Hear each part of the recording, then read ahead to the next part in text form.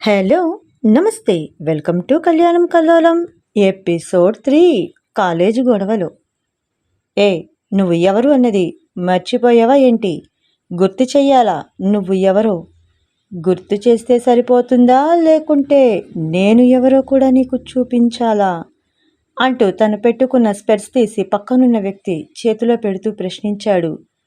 అలా ప్రశ్నిస్తున్న అతను మాట్లాడే స్టైల్, అతని డ్రెస్, అతని నడక, అతని పర్సనాలిటీ చూస్తుంటే స్టార్ హీరోలా ఉన్నాడు. అతని నుండి చూపులు తిప్పుకోలేకున్నారంతా. వల్లి కూడా అతన్ని చూస్తూ, ఎవరతను? నాకు హెల్ప్ చేయడానికి వచ్చాడా, లేకుంటే ప్రిన్సిపాల్ సార్ చెప్తే వచ్చిన పోలీసా అనుకుంటూ చూస్తూ ఉంది. విశాల్, ఏయ్, ఎక్కువ మాట్లాడకు. అసలు ఎవర్రా నువ్వు? నా పనికి అడ్డొస్తున్నావు. నా గురించి నీకు పూర్తిగా తెలియదనుకుంటా. నాకిలా అడ్డొచ్చావంటే నిన్ను ఏం చేస్తానో నాకే తెలియదు. రే, ముందు వీడిని పక్కకి లాగండి అంటూ విశాల్ తన తోకలకు ఆర్డర్ వేసి మళ్ళీ వల్లి చేయి పట్టుకోబోయాడు. వెంటనే ఆ వచ్చిన హీరో వాడి చేయిని, వల్లిని టచ్ చెయ్యకముందే తన వైపు ఉన్నవాడి మరో చేయిని గట్టిగా పట్టి మెలితిప్పి వెనక్కి పెట్టి పట్టాడు. ఆ విశాల్ గాడు ఆర్డర్తో ముందుకు వచ్చిన ఇద్దరు తోకలు ఆ హీరోను కొట్టబోయారు. మిస్టర్ హీరో తన చేతులతో పట్టుకున్న విశాల్ను వదలకుండా ఆ తోకలిద్దరినీ కాలితో ఓ తన్ను తన్నాడు. వాళ్ళు ఆ పంచుకు దూరంగా పడ్డారు. ఆ మిస్టర్ హీరో విశాల్ గాడిని అక్కడే ఓ చెట్టుకు కట్టేశాడు. ఆ విశాల్ గాడి తోకలందరినీ మోకాళ్ళపై కూర్చోబెట్టేశాడు. ఇప్పుడు చెప్పండి, మీరు ఎవరో మీకు గుర్తొచ్చిందా, లేక ఇంకా గుర్తు చేయమంటారా అని అడుగుతున్నాడు. ఆ మిస్టర్ హీరో తన తోకలతో ఆ తోకలలో సగం మంది అప్పటికే దెబ్బలు తిని, అయ్యయ్యో వద్దు సార్, మాకు గుర్తొచ్చింది, మేము స్టూడెంట్స్, మేము చదువుకోవాలి, మా క్లాసులకు వెళ్ళాలి అంటూ బుక్స్ లేని బ్యాగులను భుజాన వేసుకొని అప్పటి వరకు వెళ్ళని వాళ్ళ క్లాస్ రూములు ఎక్కడున్నాయో అని వెతుక్కుంటూ పరిగెత్తారు. ఇక మిగిలిన తోకలని చూస్తూ, ఏరా, మీకింకా గుర్తు రాలేదా?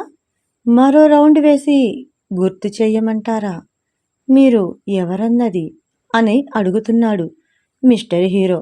వాళ్ళు కంగారు పడి, వద్దు వద్దు, మాకు ఇంకో రౌండ్ ఏమొద్దు, మేమెవరో మాకు గుర్తొచ్చింది, మేము ఈ కాలేజీ స్టూడెంట్స్ కాము, అదో మా విశాలన్నకు తోడుగా వచ్చాం, మమ్మల్ని వదిలేస్తే మరో పని వెతుక్కుంటాం అంటూ పైకి లేచారు.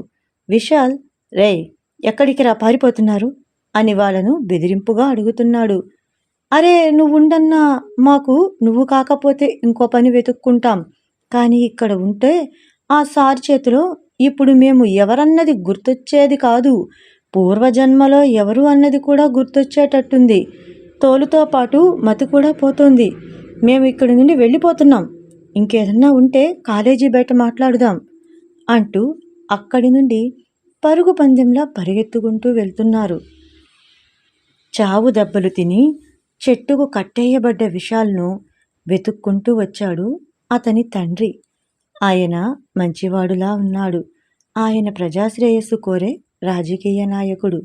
ఆయన నేరుగా మిస్టర్ హీరోకి నమస్కరిస్తూ, థ్యాంక్స్ బాబు, మా వాడికి ఇప్పటికైనా బుద్ధి వచ్చుంటుందనుకుంటున్నా, వీడి వల్ల నాకు చెడ్డ పేరు వస్తుంది, అసలే నేను ఉన్న ఈ ఫీల్డ్కు వీడి వల్ల నేను రౌడీ బ్యాచ్ అనే ముద్ర పడిపోతుందని, వీడిని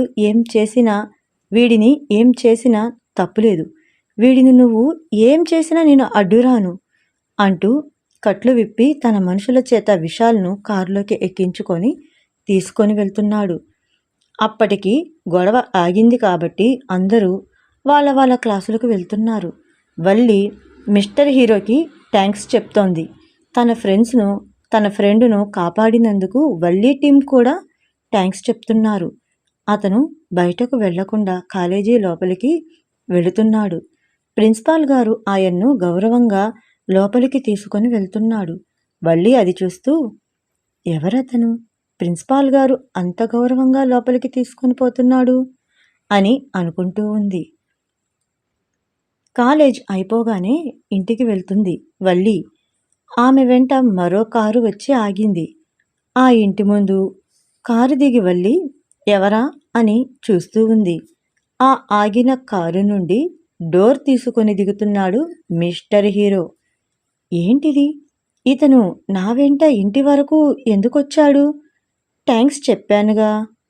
ఓ, ఒకవేళ ఆంటీ వాళ్లతో కాలేజీలో జరిగిన గొడవను చెప్పి జాగ్రత్త చెప్పడానికి వచ్చాడేమో. ప్రిన్సిపాల్ గారు పంపించుంటారు అనుకుంటూ లోపలికి వెళ్ళింది వల్లి. నేరుగా తన గదిలోకి వెళ్ళిన వల్లి బ్యాగు పెట్టి బయటకు వచ్చేసరికి డైనింగ్ టేబుల్పై కూర్చుని ఉన్నారు నీరజ, సురేంద్ర, మహేంద్ర. వారితో ఆ మిస్టర్ హీరో కూడా. వల్లీని చూస్తూ నీరజ రామ్మా కూర్చో అంటూ పిలుస్తోంది. మళ్ళీ ఆ మిస్టర్ హీరో వైపు చూస్తూ ఇతనేంటి నేరుగా డైనింగ్ టేబుల్పై కూర్చొనున్నాడు అనుకుంటూ గమనిస్తూ ఉంది.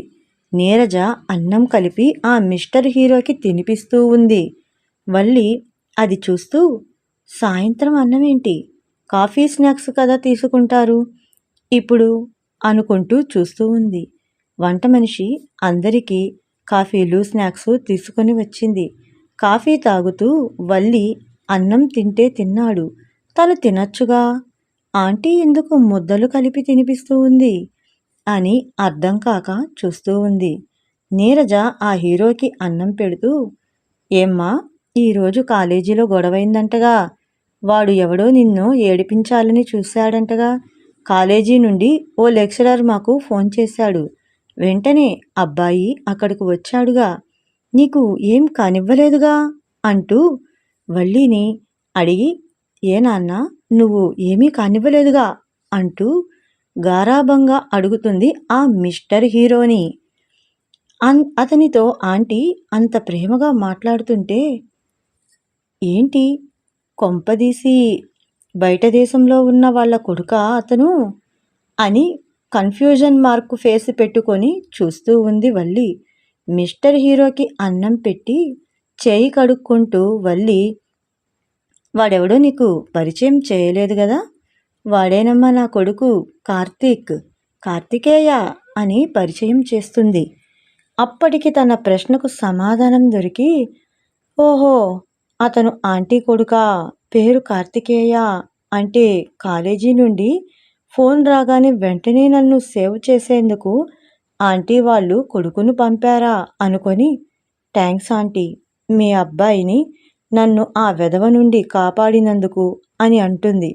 నీరజ అదేంటమ్మా థ్యాంక్స్ చెబుతున్నావు, నిన్ను కాపాడుకోవడం మా బాధ్యత.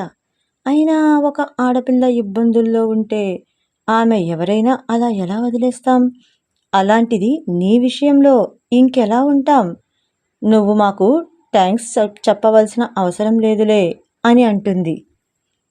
ఇక ఆ మరుసటి రోజు కాలేజీకి బయలుదేరుతుంది వల్లి.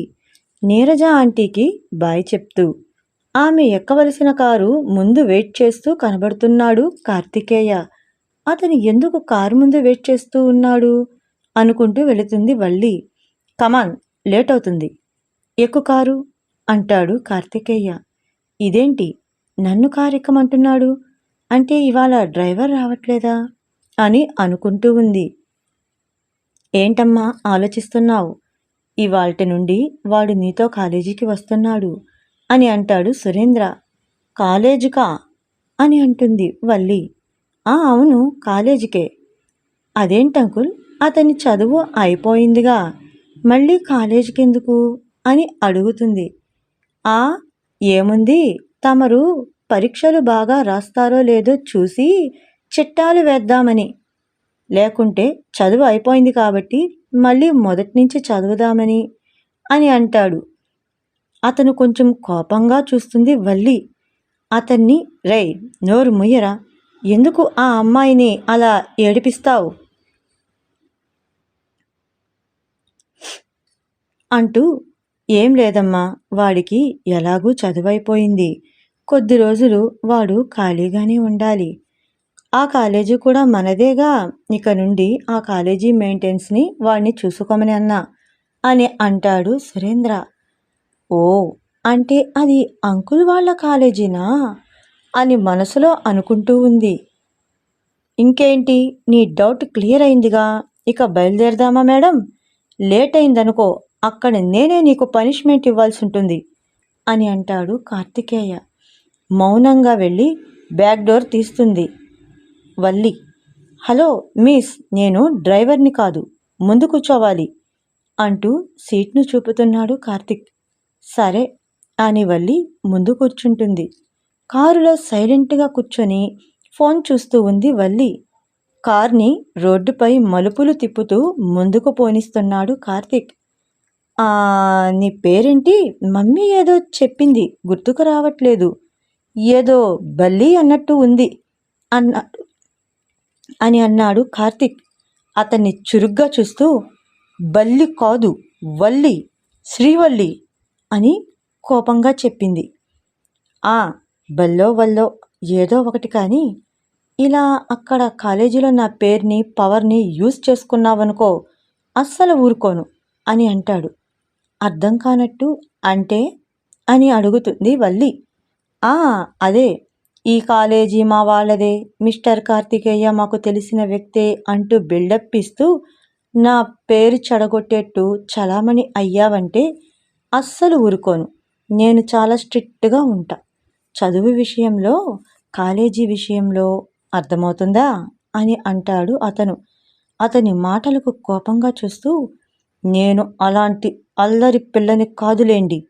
మీ పేరు చెడగొట్టడం కాదు కదా, మీ పేరును తలుచుకోను అని అంటూ మూతి 36 వంకలు తిప్పి కోపంగా తలను డోర్ వైపుకు తిప్పుకుంటుంది. ఓకే ఫ్రెండ్స్, మరి ఇలా మొదలైన వాళ్ళ ప్రయాణం ఎన్ని మలుపులు తిరగనుందో వచ్చే ఎపిసోడ్లో